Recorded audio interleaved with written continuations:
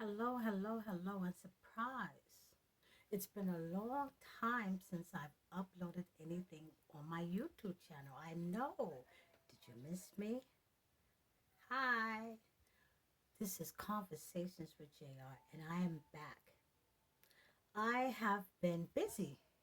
I have been busy reorganizing my brand, working on two new books this year coming out 2021, two new books coming out, and I've spent a lot of time going live on Facebook. Reorganized my Instagram account, but I wanted to connect with my YouTube audience because um, remember, I will remind you that the goal, the mission for Conversations with JR originally is to talk about relationship issues that impact our relationships in a negative way. It's about men and women empowerment. It's about looking at the structure of the family and trying to figure out how we can heal and restore hope, especially in the black family, especially in the African American black family. So I know that everybody, we have reached the anniversary of this pandemic. The vaccine is out, schools are open, and we still are in a little bit of a chaos. So since we still are in a little bit of a chaos, and I know people are thinking about other things, it got me to thinking the other day about dating. Not that I'm dating, I'm still single. It's been 3 years now, and I'm still single, and there's nothing wrong with being single. There's nothing wrong with dating. As long as you're dating with a purpose, there's nothing wrong with marriage. There's nothing wrong with being in a partnership. Remember, I told you, don't go into situationships. Be in a committed relationship or partnership. But I got to thinking the other day, and I wrote something, and I posted on my blog, Drag the Pen, which is on WordPress. And I have been working a lot on my blog. But I got to thinking the other day about love in this pandemic and dating and just relationships period, and people being single like me. I'm single, I live alone, and how do you get through a pandemic, and do you go out there and start dating again? So this is something that I wrote for you, my YouTubers, and this is really all about the the aspect of dating. And I know that it's been a long time since I talked about a relationship topic, and I strayed away from that because I was spending a lot of time encouraging people going live on Facebook through this pandemic. But although I know that people have more pressing issues to think about, financial, school, working from home, unemployment, and things like that, that's impacting their life in a negative way. And I've also heard people talk about the impact and the challenges that this pandemic has brought onto their homes and their relationships, having to be in such close quarters. But what about the people who are single? What about the people who are single and now are fearing that or thinking that I've gotten through this pandemic and now I want to go out there and date because I no longer want to be alone? Now, I understand that the restrictions have been lifted and people are going out to dinner and they're going out to meet, coffee and things like that. And I hope people are doing it for safety reasons. And I hope just because you get the vaccine, you don't think that you still have to practice safety precautions. Um, in my case, I've been dateless. Like I said, 2, 3 years been dateless, and this is by choice. And because I'm on this, if you've been following Conversations with JR, I am on this path of healing and to discovering more about myself. So I choose not to be in a relationship at this time. But I realize I can't hide behind writing books and creating my brand and doing this forever. I really do want to go back out there and start dating. So, what do women and men do, like me, when they fear going back out into this I call it this hopeless society of dating? Because my first book, 2015, was entitled The Waiting Game. And it was inspired by my tragic relationship experience and my misconception that I thought that all people out there dating was out there dating for the real deal. And it took me a long time to realize that that's why my book is entitled The Waiting Game. Because for some people, dating is a real game. And they don't take into consideration that this is a real person with real feelings that they are playing around with. It took me some time to admit to myself and to confess to you, my viewers, my readers, my supporters, that I don't want to be alone. I really don't want to continue life being alone, but I'm not going to settle. I just turned 57 this year, March 21st, 2021. And I'm not going to allow that voice of loneliness to drive me back out there into desperate situations. I know that that was my fault in the past, and I'm not going to do that again. But there is nothing wrong with admitting to love my own company, love living alone, love the space that I have. But there's nothing wrong with really admitting that you're lonely and you desire to have a partner in life because it just seems to make life much more better. I do enjoy my freedom. I do enjoy my time alone. I do enjoy that I can be flexible in the things that I can do. But I often wonder sometimes what my life would be like if I had a partner that is my equal. That is really, really my equal. Um, until then, I will continue on this path of healing. I will continue on this path of discovering who I am and speaking to you and talking to you, my audience. But the bottom line for me is that I'm afraid to go back out there in the dating game. I'm afraid of being played again.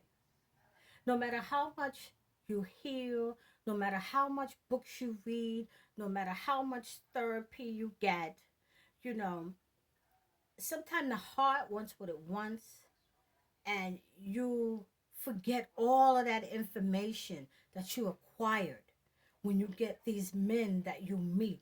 And I'm just afraid of being played again. That's just the honest truth with me. And also having to start over again, meeting someone new, getting to know that person. You don't really get to know that person, fully 100%, but really getting to know that person again, that's a lot of work. And it has been my experience, my last relationship, that I was engaged and I broke that engagement because he represented himself as one way. But then when I moved in with him, what he did was he he just showed me who he truly was. And that was scary. That was really scary. So, some of the things that I realized that I've done in the past with my past relationships is that I moved too fast. I allowed my emotions to direct me, move too fast, and I didn't take things slow. And some of the relationships that I thought that I was in turned out to just be messy situationships. And I don't want any of those no more. And sometimes in some relationships, I was just pushed into. People say no one can make you do things that you don't want to do. Okay, that's true, but women can, and men, but mostly women should be able to connect. What I'm about to say is that when you decide to be in a relationship and you really want to be in a relationship, sometimes you do things in relationships that you know that you're not comfortable with doing, but you do it anyway. And I got tired of that. I got tired of selling myself out because that's exactly what I was doing. I was doing it to myself and I was selling myself out. So I don't blame anybody for that except for myself. Um, I have a question for you, and I'm hoping to hear from you. Is it just me or my thinking or because of my experiences is that men don't like to take things slow? They don't want to hear, let's take things slow. They don't want to hear about, I'm not ready to be close and intimate in that way. They don't want to hear that I'm not ready for you to be in my house.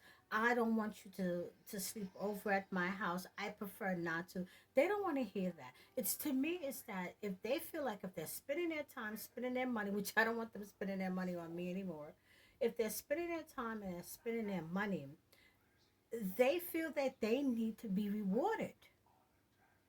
they need to be rewarded with that. And they're not willing to wait. They're not willing to take their time because they will tell you, I can roll on.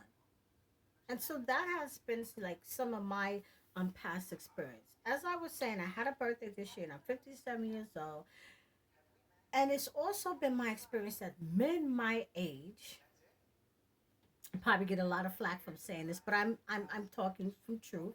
Men my age don't want women my age. They don't want women my age. These OGs out here want younger women. They want younger women. So they don't want women my age who have both feet planted firmly on the ground. I am very accountable, responsible. I know where I'm going in my future. I'm planning for my retirement. I'm very a very responsible person, and it seems like they don't want that. It seems like they truly don't want that. It seems to me it's like what they're trying to do is relive their youth. See me, I want to relive all that stuff again. I do not want to relive that drama again. I'm good where I'm at right now. But it seems like I go after men that's in my age group, like 50, 55, and it seems like they're not interested. It seems like they're not interested. And then the men that are in their 60s, because my ex fiance, he was 9 years older than I am. And it seems like they just don't have any pep in their step and they just want you to sit around with them because they're afraid to be by themselves and they just give up on enjoying life. So, there's a lot going on out there of the dating game. Um, so this virus has made me that's another adage to stopping me from really going out there, venturing out just to have pure dates, someone to go out with because space is limited, place is limited, and then you have to think about who you're sitting across from. You have to think about all these things. Listen, let's just get down to the bottom line. I'm not looking for Prince Charming to come along on this white horse and rescue me. I don't need rescuing. And that Prince Charming, that fantasy lifestyle of that women are looking for, I rode that horse, fell off of it, and don't want to get back on it again. I'm establishing my life right now. I like what I'm establishing. And it is simple. I just want to know that where are the honest men? Really honest men out there. And I know you're out there. We're the honest men who haven't been tainted by gold diggers and cheating women, and the men who haven't been beaten down by all of these bad experiences. Where are the men who know that they are a man and they are not on the DL? Yes, I said it because people are talking about it. They know who they are emotionally, they're financially stable and they want to be in a relationship for all the right reasons. They truly want to be in a mature relationship for all the right reasons and they want to do the work to build the relationship and keep a relationship going. We're the men who appreciate women like me. Listen, I go out every single day and I earn an honest living. Most of these men, they want a woman with six figures, and you got to be driving the latest thing that come off the showroom floor. I'm a woman who gets up every single morning. My dad taught me that.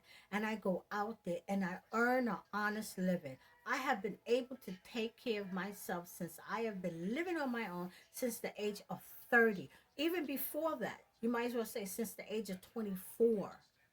No man has ever paid my rent. No man has ever could say that they ever had to take care of me because the ones that I did reach out to thought that we were going to come together in a partnership and build on things. They used me. So I don't depend on that. I go out there and I make my own way. Okay? Who get up honestly and go out there and have a plan for their life and have a plan for their future. I come from a good family. I come from good family connection, family bond. We believe in family. We believe in going to church. We're not like a religious family, but we're a very spiritual family. And I pride myself on learning to, over the course of years and experiences that I pride myself on living by better morals and values and ethics. for me, like me. We're the men who desire to be in a monogamous relationship, one woman. And I don't want to hear that, oh, sometimes you get tired of chicken, so you need to eat some steak or you need to eat some shrimp. That's BS. And that's the reason why relationships in a black community are the way that they are. We are the men who want to be in monogamous relationships and don't have any desire to have a side piece or to collect baby mamas. Where are they? I'm asking a question. I'm not saying that they're not out there. I'm saying, where are they? We're the men who want to be in a long term committed relationship with a quality woman. I'm a woman of substance with a quality woman. When I say long term relationship, I am talking about building, regardless of the ditches and the valleys. I'm talking about a long term committed relationship that we are committed to each other. Individually, we have our own things that we're working on, but together we make the relationship a priority. We are a priority. We are they? Asking a question. Not saying that they're not out there. I'm just asking a question. We're the men who are willing to accept women like me as I am. I do the best I can to take good care of myself. I like to exercise. I eat healthy. There's sometimes when I overeat. I'm not a drunk. I enjoy good wine. I enjoy going out. I enjoy theater. I enjoy operas. I enjoy reading. I enjoy cooking. I enjoy traveling, outdoors, hiking. I'll give you the whole 9 yards. I'm just a simple woman. I am just a simple woman. Really, I'm just a simple woman. And I love what I do when it comes down to conversations with Jay. I'm talking to you. We are there. We're the men who believe in not being community property by sleeping around. We're the men who understand their responsibility and accountability once they say that they want to be in a relationship. They tell you that they want to be in a relationship. But with that comes accountability and it becomes responsibility. And I don't want to hear that, oh, if you're not married to her, then you don't owe her or him anything. Yes, you do. Yes, you do. That's again why relationships in the black communities are the way they are because of these relationship myths. You need to read my book, The Waiting Game, because I cover those relationship myths in there. We're giving each other wrong information. Listen, we're the men who wants to be honest with themselves first. Because I'm gonna be honest with myself. I'm putting myself out there. I don't want to be played anymore. And I'm not the type of I don't want to lay around anymore. I don't want to be played and I don't want to lay around anymore. I don't want to be seen as a revolving door or a pit stop until you make it to the next one. I desire to be respected, accepted, loved, protected, supported, understood. Look at my life values. See that I have a vision for my life. Support that vision for my life. I want open communication. I want true, honest, open communication. I want I want honesty and romance and someone who is creative. There's someone with a healthy outlook, strong family values, who take care of themselves. Don't let yourself go. Who take care of themselves. I want someone who is confident and intelligent with a sense of humor. God damn it, have a sense of humor. Good hygiene habits. Good hygiene habits. You know, a belief in God. Ain't nobody said you got to be no holy roller. And someone who absolutely believed that forming a friendship and taking your time and forming your friendship is the basis, foundation for any good relationship. I'm not talking about someone who after 3 days or after 3 months or you think that you spent your money and you have spent your time and everything like that. Now it's time to beat the sheets. I'm 57 years old, okay? I am looking for quality. I am worthy of that. So I don't know where these men are. I don't know the places to go anymore, and I don't know where these minutes are. I don't go clubbing anymore. I don't go bar hopping anymore. I go to upscale places, and in unmarried men, men who are not married, men who are legally divorced, not separated from your wife, or you're taking a break from the woman that you're living with. I'm talking about free and single men who want to engage in an honest relationship. I don't know where they are, but I'm asking you, if anybody out there know where these men are at, tell them that there are women like me waiting for them. I am. I'm sitting here waiting. I'm in no hurry. I'm in no rush. Listen, glad to be back. I'm gonna There's gonna be more videos coming to my YouTube channel. Don't forget to subscribe, like, share. Go to my Facebook page, Conversations with JR. I also have a blog, and my website is being reorganized, so we're going to be reposting all of that. But I thank you for listening. I thank everybody for their support, because people have really, really been supportive throughout this journey of me creating Conversations with JR. Listen, the next conversation that you have with someone that you meet, let's be honest with each other when we're establishing relationship. Stop all that game plan. Stop all that faking. Stop all that hurting and destroying and beating people down and digging for gold and all that kind of stuff. Stop destroying people. And let's start really building true, honest relationships. Until the next time, thank you for listening for Conversations with JR. You can find me on all social media platforms. Thank you.